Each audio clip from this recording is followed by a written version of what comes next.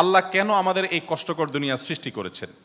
তিনি তো সব জানেন, আগে থেকেই জানতেন এই দুনিয়া কঠিন আর অধিকাংশ মানুষ জাহান্নামে যাবে, অধিকাংশ তাকে বিশ্বাস করবে না, অধিকাংশ পাপ করবে। তা জেনেও আল্লাহ কেন বানাইলেন? অনেকে চিন্তার স্বাধীনতার কথা বলেন যে আল্লাহ স্বাধীনতা দিয়ে পাঠাইছেন, তাই পাপ করলে দোষ মানুষেরই। কিন্তু আল্লাহ তো এটাও জানতেন যে স্বাধীন হলেও অধিকাংশ মানুষ পাপই করবে। তাহলে কি বলা যায় আল্লাহ জাহান্নামে যাওয়ার জন্যই আমাদের বানাইছেন? এটা কি জুলুম না? ভাই আহমদ মুসা, এই প্রশ্নটি আপনার মতো আরও হয়তো অনেকের। আমরা এই প্রশ্ন উত্তরে অনেক দীর্ঘ আলোচনা করতে পারলে ভালো হতো, কিন্তু আমাদের হাতে সে সময় নেই। আমি খুব সংক্ষিপ্তভাবে বলার চেষ্টা করি। প্রথমত, আল্লাহ সংক্রান্ত যত প্রশ্ন আছে আমাদের, এই বেশিরভাগ প্রশ্নের গোড়ায় একটা বড় ধরনের গলদ আছে। সে গলদটা হলো, আমরা আল্লাহকে আমাদের মতো ধরে নিয়ে প্রশ্ন করি। অর্থাৎ আমি আপনি সাধারণ মানুষ সৃষ্টি, আমাদের যে সীমাবদ্ধতা আছে, আমাদের যে জায়গাটা আছে, আল্লাহ রাব্বুল আলামিনকে সেই জায়গায় বিবেচনা করে আমরা প্রশ্ন করি। এটা হলো প্রশ্নের গোড়ায় গলদ। যেমন কেউ যখন প্রশ্ন করে যে আচ্ছা, আমাদেরকে আল্লাহ সৃষ্টি করেছেন, তাহলে আল্লাহকে কে সৃষ্টি করেছেন? নাউজুবিল্লাহ, এরকম প্রশ্ন অনেকে করেন। এই প্রশ্নটার অন্তঃসার শূন্য এবং গোড়ায় গলদ। কারণ আপনি নিজে সৃষ্টি, আপনি জানেন যে কোনো ক্রিয়া ছাড়া কোনো কর্ম হতে পারে না। সেজন্য আপনি নিজে সৃষ্টি হয়েছেন, আপনার স্রষ্টার সন্ধান করছেন যে আমি সৃষ্টি যেহেতু হয়েছে, আমার স্রষ্টা নিশ্চয়ই আছে। ভালো কথা। এখন আল্লাহকেও আপনি আপনার মতো করে ভাবছেন যে তাহলে তারও স্রষ্টা দরকার। তারও যদি স্রষ্টা থাকে তাহলে তিনি স্রষ্টা হলেন কিভাবে? আল্লাহর যদি আবার স্রষ্টা বিবেচনা করা যায়, চিন্তা করা যায়, কল্পনা করা যায়, তাহলে তিনি স্রষ্টা হলেন কোত্থেকে? তাহলে তিনিও তো আমার মতো সৃষ্টি হয়ে গেলেন, যে তারও আরেকজন যদি স্রষ্টা থাকে। আল্লাহর কোনো স্রষ্টা থাকবে না, তিনি নিজেই স্বয়ং সম্পূর্ণ। এটা তো অবশ্যম্ভাবী, কারণ সৃষ্টি জগতের আমরা সবাই যখন সৃষ্টি, তাই সকল সৃষ্টির তো স্রষ্টা দরকার। তো স্রষ্টার যদি আবার মনে করেন যে তার আবার সৃষ্টিকর্তাকে, তাহলে সেক্ষেত্রে তিনি স্রষ্টা হলেন কই? তাকে তো আপনি আপনার মতো করে ভাবছেন। তো এইরকম গোড়ায় কিছু গলদ থাকে। এই প্রশ্ন উত্তরে আমি বলি, কোরআনে কারিমে আল্লাহ তাআলা বলেছেন, লা ইউসআলু আম্মা ইয়াফআল ওয়া হুম ইউসআলুন। মহান আল্লাহ তাআলা তার নিজের সত্তা সম্পর্কে বলছেন, তিনি যা কিছু করেন তার এই সমস্ত কাজের জন্য কারোর কাছে তিনি জবাবদিহি করতে বাধ্য নন। কারণ তিনি তো মহান সৃষ্টিকর্তা, তার তো কোনো স্রষ্টা নেই, তার উপরে কেউ নেই, তিনি কার কাছে জবাবদিহি করবেন?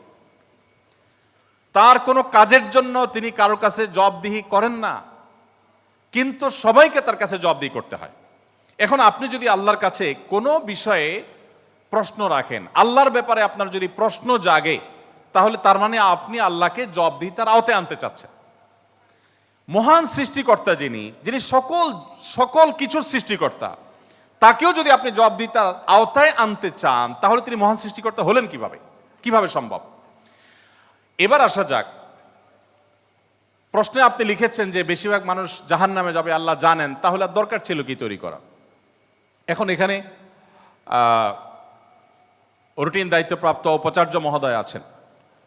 যদি বলা হয় কোনো শিক্ষা প্রতিষ্ঠানের প্রধানকে যে স্যার, আপনি জানতেন আমরা বেশিরভাগ ছাত্র পরীক্ষা ভালো করব না, আমরা আন্দোলন সংগ্রাম নিয়ে ব্যস্ত ছিলাম, পরীক্ষাটা ভালো হবে না, আপনি জানতেন স্যার, তারপর আপনি পরীক্ষাটা কেন দিলেন বলেন?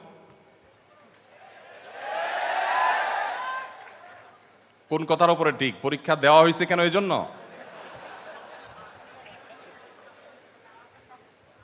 এই প্রশ্নটা যদি করা হয় কোনো শিক্ষা প্রতিষ্ঠানের প্রধানকে যে স্যার, বেশিরভাগ ছাত্র আমরা ভালো ছাত্র না, ভালো ছাত্র সবসময় কমই থাকে সংখ্যা, এটা আপনি জানেন স্যার, তারপর আপনি পরীক্ষাটা কেন নিলেন?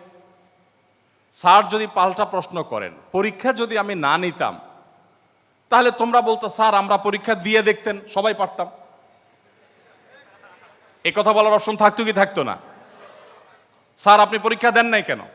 আপনি দিতেন, দেখতেন আমরা কি পরিমাণ যোগ্য, কি পরিমাণ পড়াশোনা আমরা করেছি, আন্দোলন করেছি, তাতে কি হয়েছে? পড়া পিছিয়ে নেই, আমরা সব ক্ষেত্রে আগে আছি, এর ফাঁকে ফাঁকে আমরা পড়ালেখা করেছি। তাহলে আল্লাহ রাব্বুল আলামিনকে আপনি একই প্রশ্ন করতে চাচ্ছেন যে আল্লাহ বেশিরভাগ মানুষ তো জাহান্নামে যাবে, আপনি জানেন, তাহলে সৃষ্টি করলেন কেন? এখন মানুষকে যদি আল্লাহ তাআলা এই অনুভূতি শক্তি তার সৃষ্টির আগেও দিতেন, তাহলে মানুষ তো বলতো আল্লাহ ফেরেশতাদের তৈরি করেছেন, জিনদের সৃষ্টি করেছেন, আমাদেরকে কেন সৃষ্টি করে ইচ্ছা শক্তি দিলেন না, তাহলে আমরা একটু দেখাই দিতাম।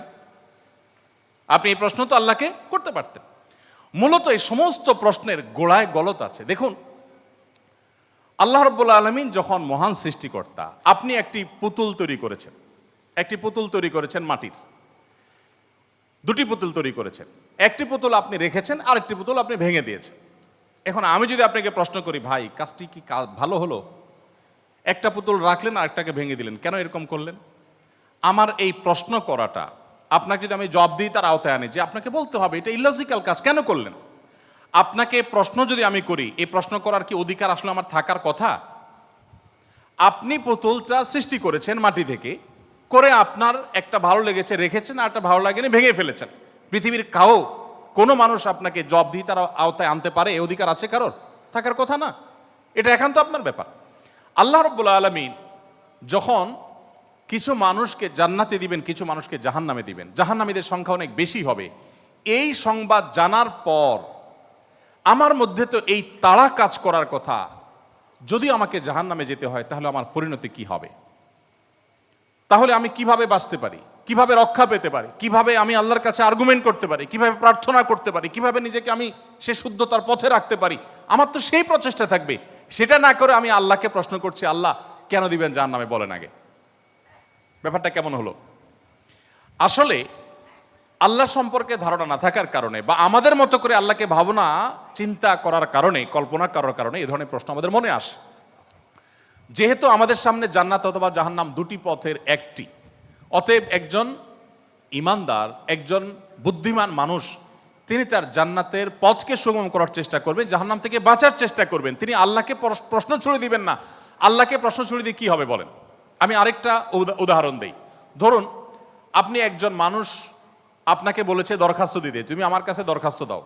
আপনি আপনার এলাকার জনপ্রতিনিধির কাছে কোনো একটা কাজ নিয়ে গিয়েছেন, এবং সাথে দরখাস্ত তো নিয়েছেন, সাথে সুপারিশ নিয়ে গেছেন, হাই হ্যালো নিয়ে গেছেন, কাউকে দিয়ে ফোন করিয়েছেন, নানাভাবে আপনি চেষ্টা করে আপনি গিয়েছেন। সেই ভদ্রলোকের অফিসে যাওয়ার পর আপনি অনেক চেষ্টা করেছেন, কাজটা হয়নি। এখন আপনি কিন্তু জানতেন যে আমি দরখাস্ত লেখার নিয়ম আছে সেই হিসাবে লিখেছি, আবার সুপারিশও করেছি, কিন্তু আসলে হবে সেটাই যেটা তিনি চাইবেন, তার এখতিয়ার আছে এটা পাশ করা বা না করা। এখন আপনি যদি যে তাকে বলেন, ভাই নেতা সাহেব, যেহেতু বিষয়টা সম্পূর্ণ আপনার ইচ্ছাধীন, আপনি দিবেন কি দিবেন না সম্পূর্ণ আপনার এখতিয়ার, আইনও সেভাবে, নিয়মও সেভাবে, সিস্টেমও সেটা, এখতিয়ার 100% আপনার অধীনে, আপনি চাইলে দিবেন, না দিলে নাই, তাহলে নাটক কেন করলেন? দরখাস্ত দেওয়ালেন কেন আমাকে দিয়ে? আমাকে কেন আসতে বললেন? আপনি জানেন সিদ্ধান্ত নেতার হাতে, সিদ্ধান্ত জনপ্রতিনিধির হাতে, সিদ্ধান্ত সে ব্যক্তির হাতে। আপনি জানেন তিনি যা ডিসিশন নেবেন সেটাই হবে। এটা জানার পরও আপনি কিন্তু আপনার চেষ্টায় কোনো ত্রুটি করছেন না, এমনকি আপনি পাবেন না সেই সম্ভাবনা জোরালো হওয়া সত্ত্বেও আপনার চেষ্টা কিন্তু আপনি ত্রুটি করেন না। সেখানে আপনি মানুষ হয়ে বলছেন যে আল্লাহ যাকে জাহান্নামে দিবে সে তো জাহান্নামে যাবেই, এর ব্যত্যয় তো হবেই না, তাহলে আমার আর কষ্ট করে লাভটা কি? আরেকটি উদাহরণ মনে হয়েছে। এক ভদ্রলোক, তিনি একজন মুসলমানকে, একজন সন্দেহের মধ্যে থাকা মুসলমান, নামকাওয়াস্তে মুসলমান, তিনি একজন সিরিয়াস মুসলমান, প্র্যাকটিসিং মুসলমানকে জিজ্ঞেস করতেছে, ভাই প্রতিদিন নামাজের জন্য আহ্বান করে, ভাই নামাজ পড়তে চলো। তো বেনামাজি মুসলমানটা বলে, না ভাই আমি যাব না। তো একদিন বলতেছে, আচ্ছা শুনেন, আল্লাহর ইচ্ছার বাইরে তো কিছু হয় না, আমি আসলে নামাজে যাই এটা আল্লাহ চাচ্ছেন না, এই জন্য আমি যাই না। তো যেহেতু আল্লাহর ফয়সালা হয়ে গেছে, আমি যেতে পারছি না, তার মানে আল্লাহ আমাকে যাওয়ার তৌফিক দেন না, সেজন্য যাচ্ছি না। তাহলে আপনার অযথা চেষ্টা করে লাভ নাই, কেন আমাকে প্রতিদিন ডাকেন, কোনো দরকার নেই। তো এই ভদ্রলোক তিনি যখন বলেছেন যে আল্লাহ চাইলে তো আমি নামাজ এমনিই পড়তে যাব, আল্লাহ যখন আমার জন্য নামাজের ফয়সালা করবেন, আপনি ডাকা ছাড়াই আমি যাব, আর না করলে তো আমি যাব না, তাহলে আপনি অযথা কেন চেষ্টা করছেন? এই কথা বলার পর ওই নামাজি ব্যক্তি তার কোনো উত্তর না দিয়ে পরের দিন এই ভদ্রলোক যখন অফিসে যাবে কাজের জন্য, একই সাথে তারা থাকে, তো শার্ট প্যান্ট পরে যখন সে কাজের জন্য বের হবে তখন তার এই দোস্ত দরজা আটকে ফেললো এবং সামনে দাঁড়ায় বলল, আজকে তো যাওয়া যাবে না।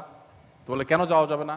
বলে যে আল্লাহ তো রিজিক দাতা, অতএব আপনার নসিবে যেটা আছে সেটা তো এমনিতেই আসবে, আর না থাকলে আসবে না, আপনি গেলেও আসবে না, তাহলে কেন যাচ্ছেন? রিজিকের ব্যাপারে আপনি নামধারী মুসলমান হিসাবে, নামসর্বস্ব মুসলমান হিসাবে আপনি বিশ্বাস করেন যে রিজিকে যা আমার বরাদ্দে আছে সেটা আসবেই, কিন্তু আমার চেষ্টা আমাকে করতে হবে। ওই যে ডিসিশন নেতার হাতে, কিন্তু আমাকে দরখাস্ত দিতে হবে, আমাকে অ্যাপ্রোচ করতে হবে, আমাকে চেষ্টা করতে হবে। আমার এই চেষ্টা করাটা হলো আমার দায়িত্ব। দিবেন কি দিবেন না 100% তার ইখতিয়ারে। আমি জানি তিনি না দিলে আমার চেষ্টা করেও কিছু হবে না, কিন্তু তাই বলে আমি চেষ্টা বন্ধ করব না। ঠিক একইভাবে আমি জান্নাতের জন্য চেষ্টা করব, এটা আমার কর্তব্য, এটা আমার বাঁচা মরার লড়াই।